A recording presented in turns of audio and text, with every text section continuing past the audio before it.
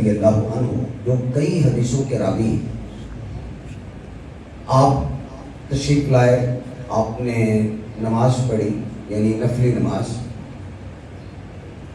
اس کو رسول اعظم صلی اللہ علیہ وسلم اس عمل کو ملاحظہ فرما رہے تھے.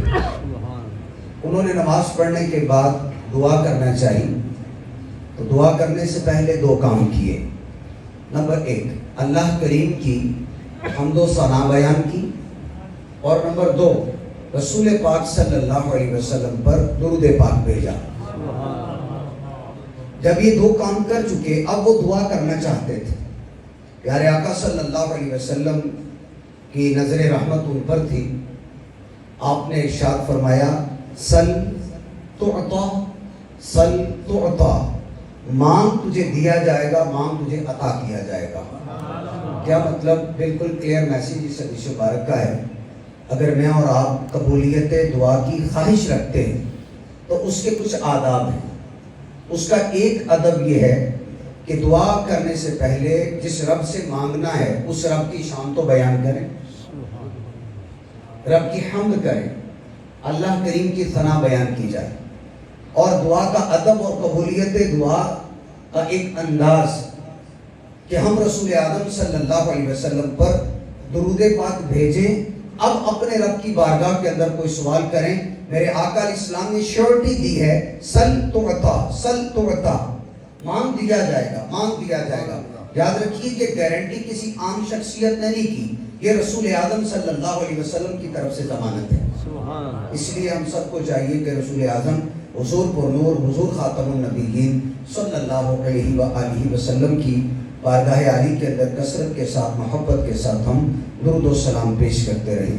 صلو علی الحبیب صلی اللہ علی محمد صلی اللہ علیہ وآلہ وسلم.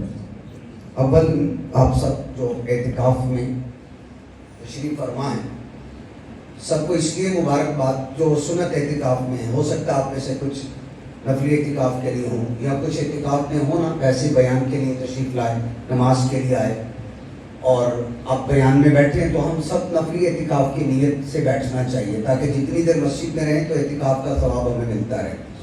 رسول پاک صلی اللہ علیہ وسلم کا فرمان اعتکاف کی یقیناً فضیلت بہت ہے. محبوب علیہ السلام فرماتے ہیں من اعتکف فی رمضان کان کحجتین وعمرتین، جس نے رمضان کے آخری عشرے کا اعتکاف کیا گویا اس بندے نے 2 حج اور 2 عمرے کیے. اس لیے میں نے شروع بیان کے آغاز میں آپ کو مبارکباد پیش کی ہے. اللہ کریم آپ کا یہ اعتکاف اپنی بارگاہ کے اندر قبول و منظور فرمائے. کوشش کروں گا 35 منٹ کے قریب اپنے میں گفتگو سمیٹ دوں گا تاکہ آپ لوگوں کا انٹرسٹ بلٹ رہے، توجہ رہے. حدیث مبارک ہے رسول پاک صلی اللہ علیہ وسلم کا فرمان طلب العلم فریضۃ علی کل مسلم، کہ علم کی طلب ہر مسلمان پر فرض ہے. علم دین سیکھنا ہر مسلمان پر فرض ہے. کون سا علم فرض ہے؟ اگر اس کو ہم 5 چیزوں کے اندر کیٹاگرائز کریں، ٹاپ کے اوپر جو آرڈر آتا ہے علم سیکھنے کا، رتبہ، آرڈر بھی رتبہ، وہ ہے عقیدہ. نمبر 2 عبادات، تیسرے نمبر پر معاملات، چوتھے نمبر پر اخلاقیات، اور 5ویں نمبر پر رذائل اخلاق. عقائد کیا ہیں؟ بنیادی اسلامی عقائد، رب کے بارے میں، نبیوں کے بارے میں، رسول پاک صلی اللہ علیہ وسلم کے بارے میں، صحابہ کے بارے میں، جنات کے بارے میں، فرشتوں کے بارے میں، دوزخ کے بارے میں، قبر کے بارے میں، قبر سے اٹھنے کے بارے میں، کل معاشر کے دن کے بارے میں. ان کو بولتے ہیں بنیادی اسلامی عقائد. صحابہ کے بارے میں، اہل بیت اطہار کے بارے میں، ولیوں کے بارے میں، یہ بنیادی اسلامی عقائد کے اندر یہ ساری چیزیں آتی ہیں. جو دوسری کیٹیگری ہے عبادات، نماز، روزہ، حج، زکوٰۃ کی جتنی اقسام ہیں عبادت کی، یہ دوسری کے اندر آتی ہیں. تیسرے نمبر پہ معاملات، آپ خرید و فروخت کرتے ہیں، بیع و شرع کرتے ہیں، سیل پرچیز کرتے ہیں، آپ جاب کرتے ہیں، آپ نے امپلائی رکھے ہیں یا آپ خود امپلائی ہیں، نکاح، طلاق، یہ جتنی چیزیں ہیں یہ ساری کی ساری معاملات کے اندر آتی ہیں. ان کا علم سیکھنا بھی ضروری. نمبر 4 اخلاقیات، سچ بولنا، عفو درگزر کرنا، معاف کر دینا، اچھی عادات کو اپنانا، یہ سارے اخلاقیات کے اندر مینرز ان کو بولتے ہیں. ایتھکس کے اوپر، یہ چوتھا نمبر ہے. اور پانچواں نمبر ہے رذائل اخلاق، یعنی بری عادات جو آدمی کے دل کو زنگ لگا دیتی ہیں، مہلکات بھی جس کو کہا جاتا ہے. جھوٹ، غیبت، چغلی، وعدہ خلافی، تکبر ہے، کینہ ہے، حسد ہے، ریاکاری ہے، یہ ساری چیزیں رذائل اخلاق کے اندر آتی ہیں. اور اس کا آرڈر رتبہ 5ویں نمبر پہ ہے. سب سے ٹاپ کے اوپر عقیدہ ہے. اور اگر عقائد کے اندر دیکھیں 5 چیزیں کلیئر ہو گئی: عقیدہ، عبادات، تھوڑا سا ریپیٹ کر لیں، معاملات، اخلاقیات، رذائل اخلاق. ان 5 چیزوں کی ترتیب اپنے ذہن میں رکھیے گا. اوپر سے نیچے علم سیکھنا چاہیے. سب سے پہلے عقیدہ، عبادات، معاملات، اخلاقیات، رذائل اخلاق. ترجیح. اور عقائد کے اندر سب سے بنیادی عقیدہ ہے عقیدہ توحید. سٹارٹ اس سے میں کرتا ہوں. دیکھو، تعریف ہر بندہ اپنی اپنی نہیں بنا سکتا. یہاں ہو سکتا ہے کوئی اسٹوڈنٹ بیٹھے ہو، فزکس پڑھتے ہیں، آپ کیمسٹری پڑھتے ہیں، بایو پڑھتے ہیں، اکنامکس پڑھتے ہیں، اکاؤنٹنگ پڑھتے ہیں. ہر بندہ اپنی ڈیفینیشن نہیں بنا سکتا. اگر اپنی ڈیفینیشن بنائے گا تو چل نہیں پائے گا. یہ بڑی کامن سی بات ہے. تو توحید کی بھی ڈیفینیشن ہے. قرآن و سنت کے اندر جو بھی توحید کے منافی چلا اس کو قرآن و سنت میں مشرک کہا. مشرک کیوں کہا؟ کہ وہ توحید کی ڈیفینیشن پر پورا نہیں اترا، توحید کی تعریف پر پورا نہیں اترا. توحید ہے کیا؟ اسلامی عقائد میں سے سب سے پہلا عقیدہ عقیدہ توحید. ویسے تو ہمارے بچے کو پتہ ہے توحید کا مطلب اللہ ایک ہے. یعنی کسی بچے سے پوچھیں، چھوٹا سا جو شعور رکھتا ہے، تھوڑا سا بولنا شروع ہو جاتا، بڑا ہوتا، ہمیں کس نے پیدا کیا؟ اللہ پاک. بچہ وہ نہیں بولے گا. ویسے تو بچے کو پتا، کچھ ڈیٹیل سیکھنا چاہیے. آئیے سنتے ہیں توحید کیا ہے. توحید ہے صرف اللہ کی ذات مستحق للعبادت ہے. بس عبادت کے لائق ذات فقط اللہ کی ہے، اس بات کو ماننا، یہ توحید ہے. واجب الوجود فقط اللہ کی ذات ہے. واجب الوجود آسان کر کے سامنے رکھتا ہوں آپ کے. وہ ذات جو ہمیشہ سے ہے، ہمیشہ رہے گی، وہ فقط ایک ہے، رب تعالیٰ کی ذات. بس ہمیشہ سے ہے، ہمیشہ رہے گی. یہ توحید ہے. جیسی صفات اللہ کی ہیں ویسی کسی کی نہیں ہو سکتی. مخلوق میں سے بڑی ہستی جیسی صفات اللہ کی ہے، مخلوق میں سے بڑی ہستی کی بھی وہ صفات نہیں ہو سکتی. یہ ہے توحید. اگر کوئی اس بات کو مانتا ہے کہ اللہ کے سوا کوئی عبادت کے لائق نہیں، اللہ کے سوا کوئی واجب الوجود نہیں، جیسی صفات اللہ کی ہیں کسی کی نہیں ہو سکتی، وہ پکا عقیدہ توحید پر کاربند ہے. وہ دنیا کا بڑے سے بڑا گناہگار تو ہو سکتا ہے پر وہ مشرک نہیں ہو سکتا. بڑے سے بڑا گناہگار تو ہو سکتا ہے، یعنی اور کبیرہ گناہ کو کیے ہوں گے اس نے زندگی میں، پر اس کے لیے مشرک کا لیبل نہیں رکھ سکتا، کیونکہ وہ عقیدہ توحید پر بڑا مضبوطی سے کاربند ہے. اگر کوئی رب کو بھی عبادت کے لائق سمجھتا ہے معاذ اللہ، اور بت کو بھی سمجھتا ہے، اس کا مطلب ہے وہ عقیدہ توحید پر نہیں ہے، وہ مشرک ہے. جیسے کوئی گائے کو پوچھتا ہے، کوئی پتھر کو، کوئی ستاروں کو، کوئی مورتیوں کو پوچھتا ہے، بے جان چیزوں کو پوچھتا ہے، گائے کو پوچھتا ہے، کوئی شیطان کی پرستش کرتا ہے، وہ جو پہلی بنیادی چیز تھی وہ اس کے اوپر نہیں ہے،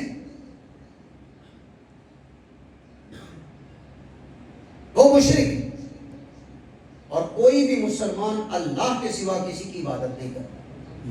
کسی نبی، کسی ولی کی کوئی مسلمان عبادت نہیں کرتا، نہ کرتا ہے نہ کر سکتا ہے. اور واجب الوجود اللہ پاک کی ذات ہے. کوئی نبی، کوئی ولی واجب الوجود نہیں ہے. ان کی اپنی شان ہے، رب نے بہت دی ہے ان کو، لیکن واجب الوجود فقط ایک ذات ہے اللہ پاک کی، جو ہمیشہ سے ہمیشہ رہے گی. بس. اور جیسی صفات اللہ کی ویسی مخلوق میں سے کسی کی ہو ہی نہیں سکتی. اس کی آگے چل کے میں کچھ مثالوں کے ذریعے اس کی انٹرپریٹیشن اور اس کی اشارہ کرتا ہوں آپ کے سامنے. مشہور آیا ہے قرآن کریم قل هو اللہ احد. پیارے محبوب آپ فرما دیجئے اللہ ایک ہے.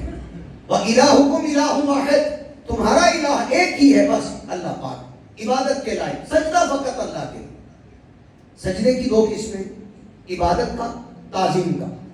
عبادت کا سجدہ کبھی بھی ایک سیکنڈ کے لیے بھی اللہ کے سوا کسی کے لیے جائز نہیں ہوا, نہ اس جہان میں نہ اگلے جہان میں, ہو ہی نہیں سکتا.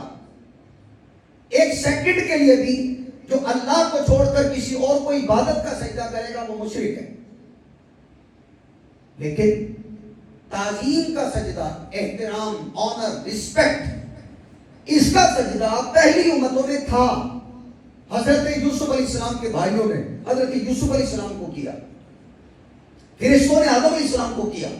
وہ عبادت کا نہیں تھا, تعظیم کا تھا, احترام کا تھا, آنر کا تھا. وہ پہلی امتوں کے لیے تھا. رسول پاک علیہ السلام کی امت کے لیے یہ بھی حرام ہو گیا ہے, یہ بھی حرام. اور میرے سیدی اعلیٰ حضرت 14ویں صدی کے مجدد اعظم امام احمد رضا خان سچے عاشق رسول, ایسی خوبصورت بات آپ نے لکھی. 40 احادیث طیبات سے الزبدۃ الزکیہ اپنے رسالے کے اندر آپ نے تحقیق پیش کی ہے کہ رسول پاک علیہ السلام کی امت کے لیے اللہ کے سوا کسی کو کوئی عبادت نہیں, صرف تعظیم کا سجدہ بھی کرے گا تو یہ حرام کام ہے, اس امت کے لیے جائز نہیں. یعنی سجدے کا تو چیپٹر ہی کلوز ہو گیا, غیر خدا کے لیے چیپٹر کلوز ہو گیا سجدے کا. وَإِلَٰهُكُمْ إِلَٰهٌ وَاحِدٌ. اللہ کی ذات, رب کی صفات میں رب کا کوئی شریک نہیں. لا شریک لہ.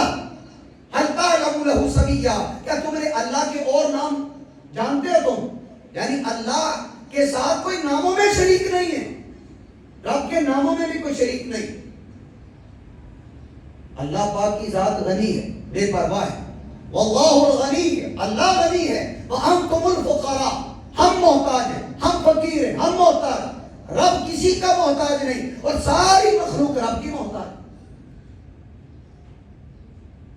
آگے چلتے ہیں, کوشش کیجئے گا سٹیپ بائی چیزوں کو اپنے ذہن میں رکھنا. آگے کیسے؟ جو تیسری چیز میں نے بتائی تھی, جیسی صفات اللہ کی ہیں ویسی مخلوق میں کسی کی نہیں ہو سکتی.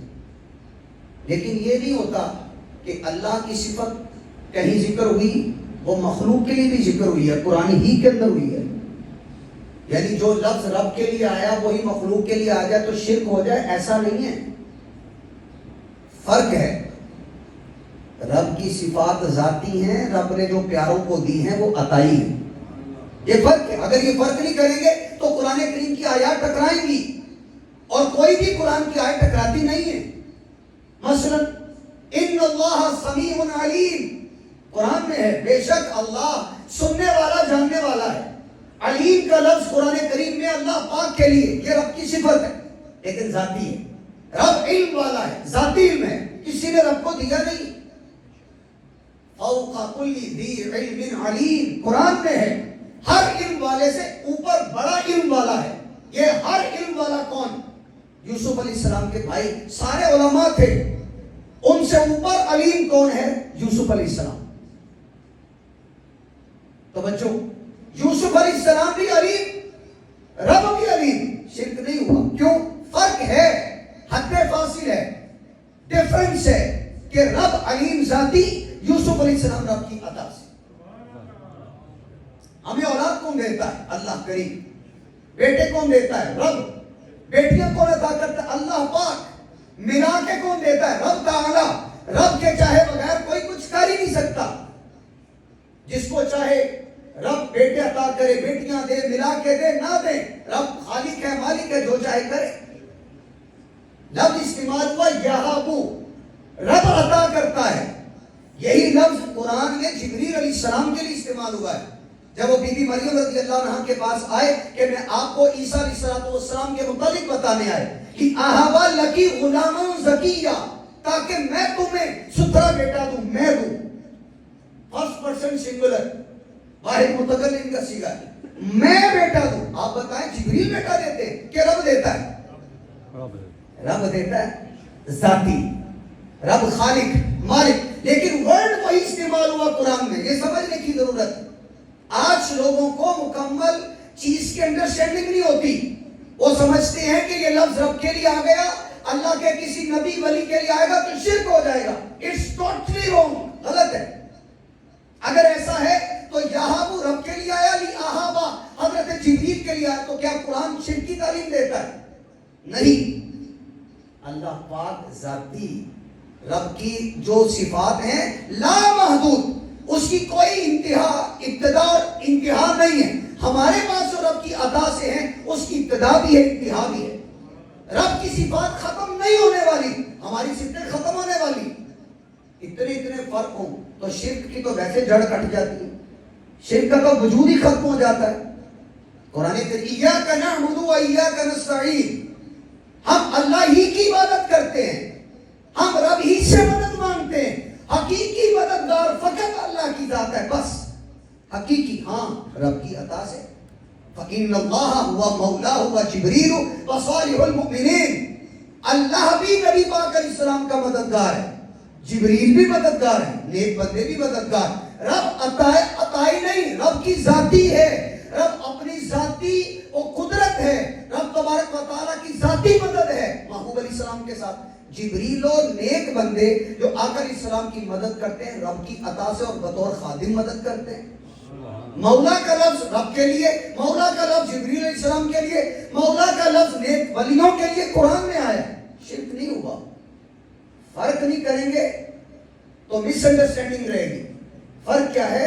رب تعالیٰ کی جیسی صفات اللہ کی مخلوق کی نہیں ہو سکتی.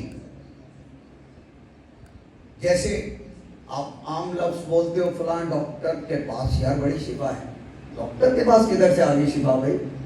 شفا تو اللہ دیتا ہے. ہاں صفت شفا, شفا پیدا کرنے والی ذات فقط ایک اللہ پاک کی, بس. شفا پیدا کرنے والی ذات اللہ کریم کی ہے, بس. اللہ کے سوا کوئی شفا پیدا نہیں کر سکتا. ہاں شفا کا سبب بن سکتا ہے. وہ سبب اگر ڈاکٹر بن سکتا ہے تو ولی اللہ کیوں نہیں بن سکتا؟ وہ سبب اگر ڈاکٹر بن سکتا ہے تو اللہ کے انبیاء کیوں نہیں بن سکتے؟ سبب ہیں, وہ اللہ والی صفت نہیں ہے ان کے پاس. اللہ کی صفت کیا ہے؟ شفا پیدا کرنا. کہتے ہیں کہ کسان نے گندم اگائی ہے اس طرح بڑی, ہر ایک کی زبان پہ کسان نے ایسا چاول اگا کے, بھائی کسان کہاں سے چاول اگاتا ہے؟ گندم تو رب اگاتا ہے.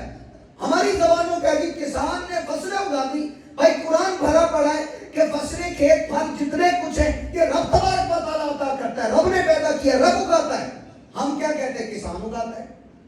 حقیقت اور مجاز کا فرق کرنا پڑے گا. حقیقی طور پر فصلیں, پھل, اناج, نباتات, یہ جتنی نعمتیں ہیں رب تعالیٰ حقیقی طور پر عطا کرنے والا ہے, اور مجازی طور پر کسان کی طرف نسبت کر دی جاتی ہے. یہ آپ سب کے لیے بہت امپورٹنٹ چیزیں ہیں. آج کل بیسک مضبوط نہ ہونے کی وجہ سے عجیب و غریب سی باتیں کانوں میں جب گھستی ہیں نا تو بندہ بعدوں کا ڈی ٹریک ہو جاتا ہے, پتہ نہیں چلتا. وجہ کیا بنی؟ ہر بندے نے تو اپنی ڈیفینیشن بنائی ہوئی ہے. توحید کی اپنی, شرک کی اپنی. مثلا کسی کو بلا کے پکار دیا تو یہ شرک ہو گیا. نو, آپ اس کو ڈیفینیشن پر پرکھیں. اگر وہ بات ڈیفینیشن پر آتی ہے, مثلا تینوں چیزوں کو وہی ساری باتیں مانتا ہے توحید کی کہ اللہ کے سوا کوئی الہ نہیں, واجب الوجود اللہ ہے, جیسی صفتیں اللہ کی ہیں ویسی مخلوق میں سے کسی کی نہیں ہو سکتی, تو اب بندہ بڑے سے بڑا گناہگار تو ہو سکتا ہے, مشرک نہیں ہو سکتا, مشرک نہیں ہو سکتا. ویسے بعض لوگوں کو شرک کا بخار ہوتا ہے, میں آگے چل کے کچھ مثالیں دیتا ہوں. ایسے لوگوں کی صحبت سے بچ کے رہنا چاہیے. جی ہاں, جی ہاں.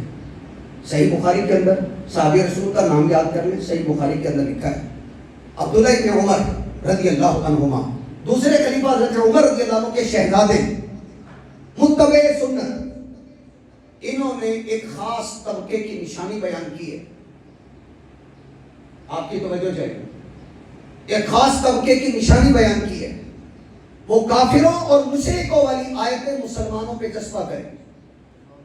جی ہاں, وہ آیات تمام مفسرین کی تفاسیر پڑھ لیں, کافر اور مشرکوں کے بارے میں آئی, ان کو پڑھ کے نبیوں ولیوں کے اوپر, مومنوں کے اوپر چسپاں کریں گے. میں ایک مثال دے دیتا ہوں. مولا کائنات مولا مشکل کشاری اور مرتضی شیر خدا کرم اللہ تعالی وجہہ الکریم مسلمانوں کے چوتھے خلیفہ امیر المؤمنین، ان کے ساتھ کچھ لوگ محبت کے ساتھ لگے ہوئے تھے. جب آپ نے مسلمانوں میں اتفاق قائم کرنے کے لیے اپنی طرف سے ایک شخصیت کو حکم مقرر کیا، وہ جو ساتھ جڑے تھے وہ کہنے لگے علی نے شرک کر دیا ہے، کیونکہ حاکم تو اللہ ہے، علی نے بھی حاکم بنا دیا، رب کا مقابلہ کر دیا. ان الحکم الا للہ، وہ کہتے ہیں حکم اور کسی کا نہیں ہے، فقط اللہ کا ہے. حضرت مولا کائنات کو لوگوں نے قرآن پڑھ کر مشرک کہا تھا. قرآن سچا پر مراد باطل لی ہے. آج بھی سوشل میڈیا کے اندر لوگ قرآن تو پڑھتے ہیں، قرآن سچا ہے، مراد باطل ہے. کیونکہ قرآن سچا ہے وہ مشرکوں کے بارے میں، کافروں کے بارے میں.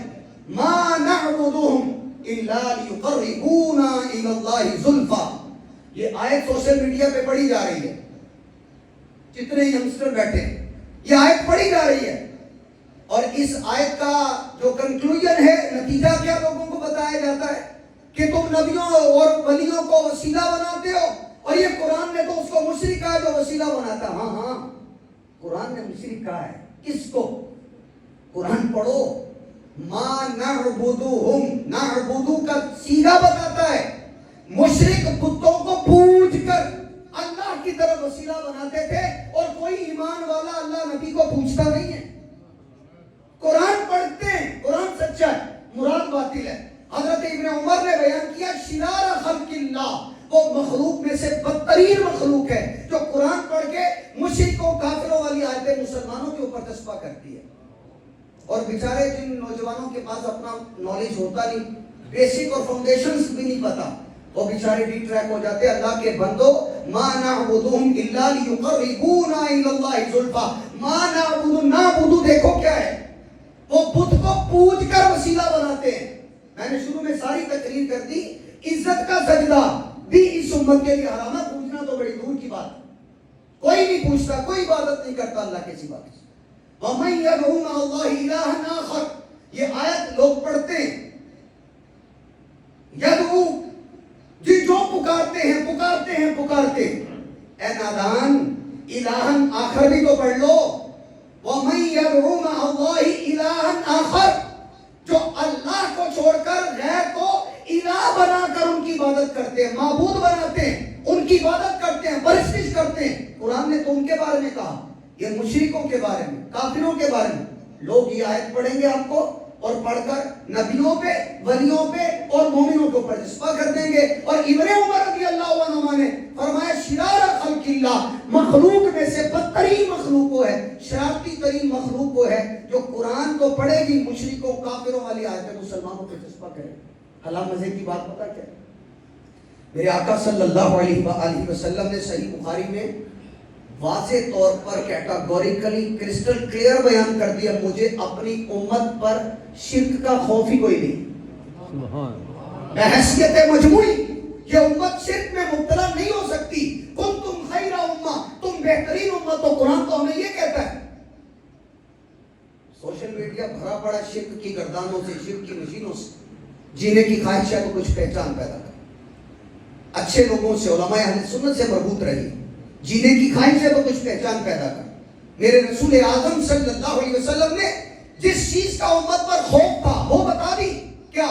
کہ تم دنیا کی محبت میں پھنس جاؤ گے لیکن شرک نہیں کر سکتے. لیکن لوگوں کو بخار ہے شرک کا. بات بات میں مسلمانوں کو، کلمہ گو کو، نماز پڑھنے والے کو مشرک کہتے ہیں، کعبے کا طواف کرنے والے کو مشرک بولتے ہیں، حج عمرہ کرنے والوں کو مشرک بولتے ہیں. جینے کی خواہش ہے تو کچھ پہچان پیدا کر. آگے بڑھتا ہوں جلدی سے تاکہ چیزیں بھی کلیئر ہوں. تھوڑے وقت میں میسج زیادہ آپ کی طرف بڑھ جائے. اب آپ کو میں ایک صحیح مسلم کی 2 حدیثیں سنانے لگا ہوں، بڑا اٹینٹیولی سنیے.